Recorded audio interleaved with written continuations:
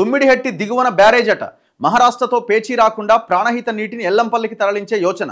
తక్కువ ఖర్చుతో ఎక్కువ ప్రయోజనం కలిగేలా ప్రాజెక్ట్. ఎక్కడ కట్టాలి అనే దానిపై స్టడీ చేయించాలని సర్కారు యోచన. గతంలో బోరేపల్లి వద్ద నిర్మించాలని ప్రతిపాదన. ఇప్పటికే మైలారం వరకు 71.5 కిలోమీటర్ల మేర కెనాల్ పూర్తి.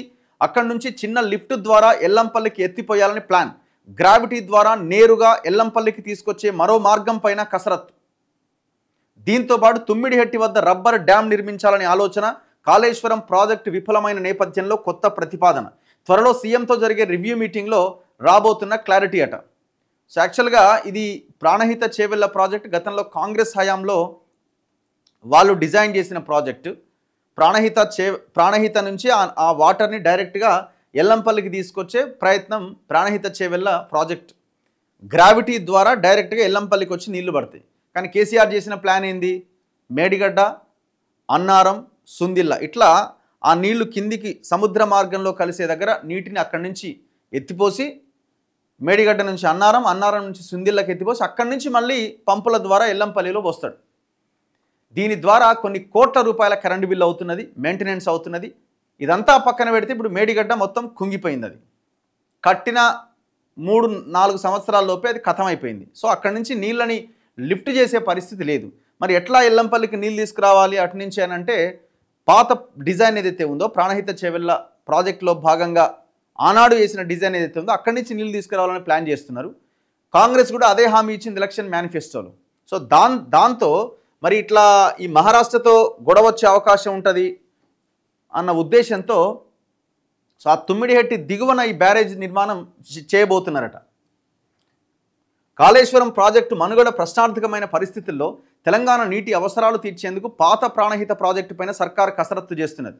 తుమ్మిడిహెట్టి వద్ద బ్యారేజీ నిర్మిస్తే మహారాష్ట్ర అభ్యంతరం తెలిపే అవకాశం ఉన్నందున ప్రత్యామ్నాయంగా తుమ్మిడిహెట్టి దిగువన తక్కువ ఖర్చుతో ఎక్కువ నీటిని మళ్లించేలా కొత్త బ్యారేజీ నిర్మించాలని యోచిస్తున్నది.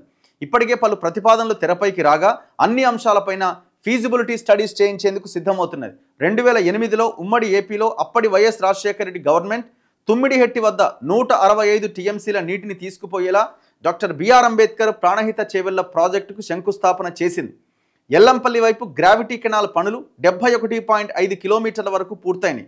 విషయం ఏంటంటే మేడిగడ్డ, అన్నారం, సుందిల్ల అక్కడి నుంచి ఎల్లంపల్లి ఈ టోటల్ ఈ పరిధిలో ఎక్కడా కూడా ఆయకట్టు లేదు. అంటే సాగు భూములు ఎక్కడా కూడా లేవు. మళ్ళీ నీకు ఎల్లంపల్లికి పోయిన తర్వాత అక్కడి నుంచి డిస్ట్రిబ్యూట్ కావాల్సిందే. కానీ అదే ప్రాణహిత నుంచి డైరెక్ట్ ఎల్లంపల్లికి తీసుకొచ్చే ఆ దాంట్లో ఆ తుమ్మిడిహెట్టి నుంచి ఎల్లంపల్లికి తీసుకొచ్చే ఆ పరిధిలో దాదాపుగా వేలాది ఎకరాల ఆయకట్టు అటు ఇటు భూములు ఉన్నాయి. అటు ఇటు భూములు కూడా సాగవడానికి అవకాశం ఉన్నది. దాదాపు 70% కాలువలు కూడా కంప్లీట్ అయిపోయినాయి. ఎందుకంటే అది గ్రావిటీ ద్వారా వచ్చే నీళ్ళు చిన్న లిఫ్ట్ ఏదో ఏర్పాటు చేసుకుంటే డైరెక్ట్ వచ్చి ఎల్లంపల్లిలో నీళ్లు పడతాయి.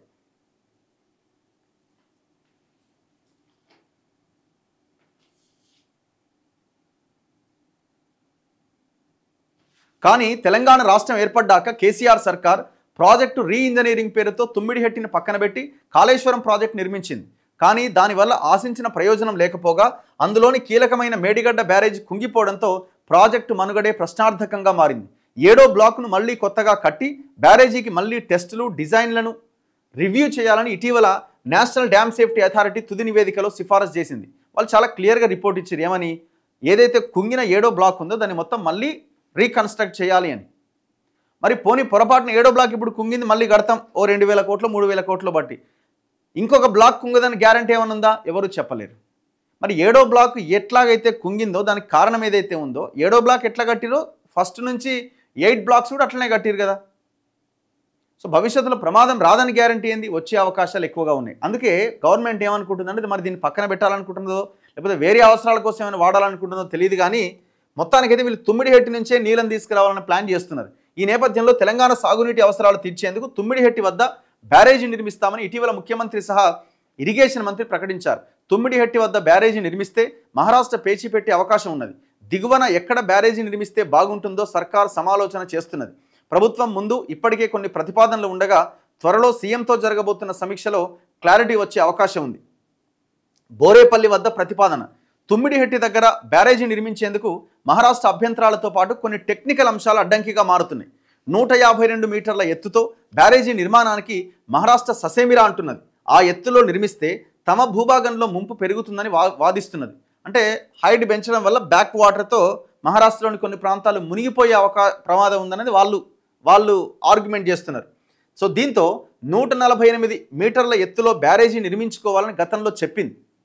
సో మాకే అభ్యంతరం లేదు, 148 అడుగుల ఎత్తు అయితే అని మహారాష్ట్ర అంటున్నది.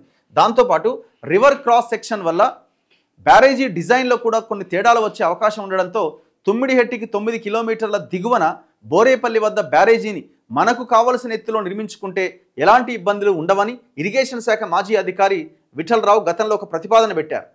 దాంతోపాటు తుమ్మిడిహెట్టికి దిగువన పలు చోట్ల ఎక్కడైతే బ్యారేజీ బాగుంటుంది అన్న దానిపై అధికారులు సిఫారసులు సిద్ధం చేసినట్టుగా తెలిసింది. ఇప్పటికే మైలారం వరకు 71.5 కిలోమీటర్ల మేర కెనాల్ సిద్ధంగా ఉండడంతో అక్కడ ఒక లిఫ్ట్ను నిర్మించి ఎల్లంపల్లికి నీటిని ఎత్తిపోయాలనే ఒక సిఫారసు పైన వర్కౌట్ చేస్తున్నారు. సింగిల్ ఒక చిన్న లిఫ్ట్ పెడితే గ్రావిటీ ద్వారా వచ్చిన నీళ్ళని అక్కడి నుంచి ఎత్తి ఎల్లంపల్లిలో పోయొచ్చు అనమాట. సో ఆ ఒక్క లైన్ మనకు ఉన్నది. మరి చూడాలని ఏం చేస్తారు, ఎట్లా దీన్ని నిర్మించబోతున్నారు అన్నది. దీనికి కూడా పెద్ద ఎత్తున ఖచ్చితంగా ఖర్చు పెట్టాల్సిందే.